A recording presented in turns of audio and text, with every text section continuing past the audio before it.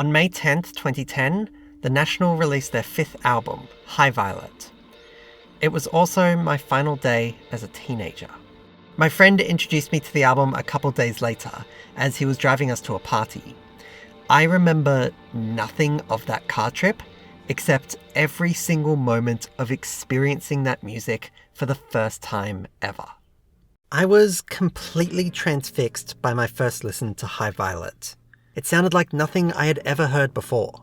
I remember being particularly entranced by Brian Davendorf's drumming, which has this strange gravity to it that pulls you into his orbit, almost as if the song's hooks are their drum beats. Most affronting, though, was Matt Berninger's baritone vocals, which just seemed so exotic for popular music to me at the time. He sang so deeply and yet so gently, with his careful doot-doos in Lemonworld, and the patient spaces left in the chorus of Bloodbuzz Ohio.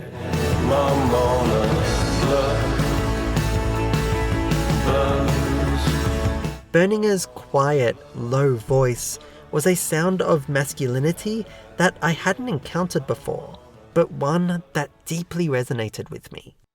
More than just being masculine though, Berninger's voice represented to me the sound of adulthood.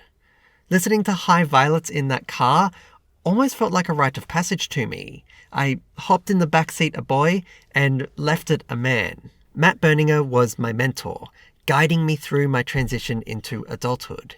His fatherly, authoritative voice teaching me about what to expect from entering my 20s. But what he taught me about being an adult was completely unexpected. How Berninger sang and what he was actually singing about were at complete odds with each other in my mind. While he held the voice of a distinguished, successful man who seemingly had his life together, his lyrics told an entirely different story. From the very first song, High Violet is filled with anxiety. Terrible Love immediately shows us the impact that anxiety has on Berninger's life. It takes a while to settle down. My shiver bomb until the past. The way the song dramatically builds into a grandiose cacophony of sound almost romanticizes the overwhelming feeling of a panic attack. Berninger has called High Violet a cathartic sonic explosion and a loud, ugly blast, which I think is most applicable here. Late in the album, the song Conversation 16 details Matt's social anxieties. He suffers from intrusive thoughts, worries about saying the wrong things and disappointing people, and talks about staving off the panic until he's alone. Try to hold it together till our friends are gone. And Afraid of Everyone is a paranoid track about trying to protect his firstborn daughter from the malice of the world. Something I very much relate to in the era of COVID, when anyone can be a threat to my newborn daughter. There's also a great sadness to High Violet, best seen in the song Sorrow. Berninger explains how sorrow has pervaded every aspect of his life, from youth to old age, from the city he lives in to the food he eats.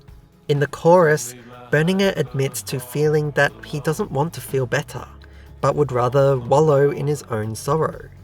Cover me in rag and bone, sympathy, 'cause I don't wanna get over you.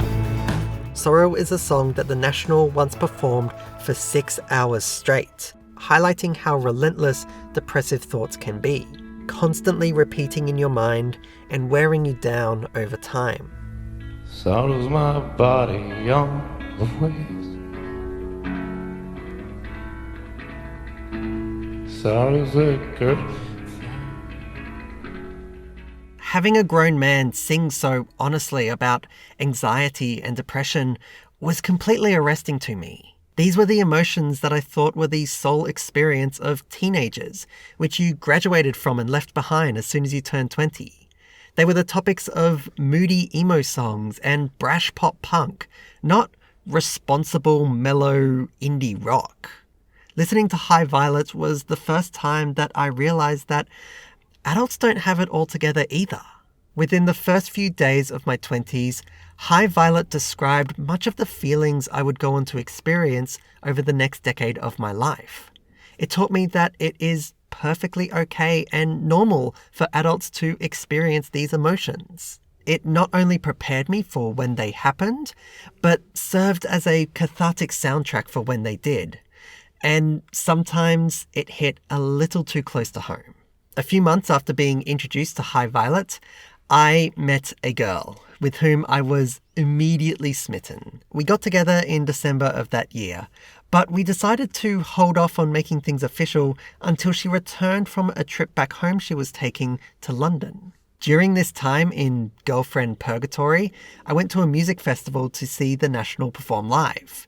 I actually didn't have anyone to go with, so I ended up going with one of her uni friends.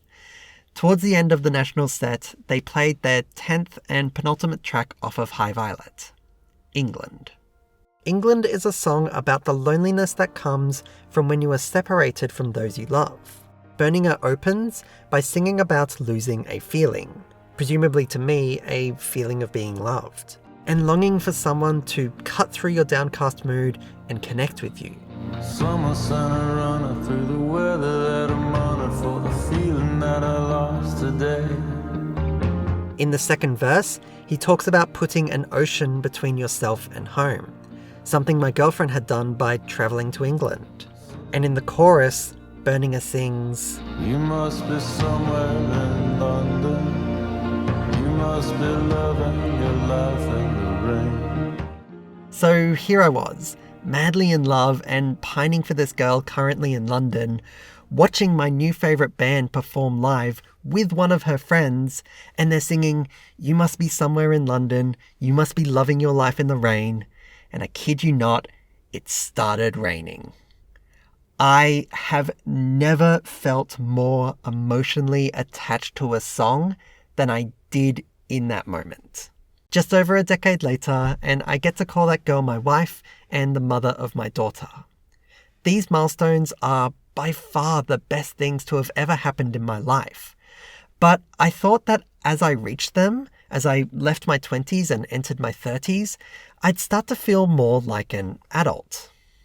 I do not. I still feel directionless. I still struggle to recognize and control my own emotions. I still feel anxious in social situations, probably more so than ever. I feel much the same now as I did on my final day of being a teenager and supposedly entering adulthood. High Violet is a time capsule for that transitionary period of my life, and a reminder that being an adult doesn't mean you need to have your life all neatly put together, whatever that even looks like. High Violet defined an entire decade of my life, and it'll probably remain relevant for the entire next one as well.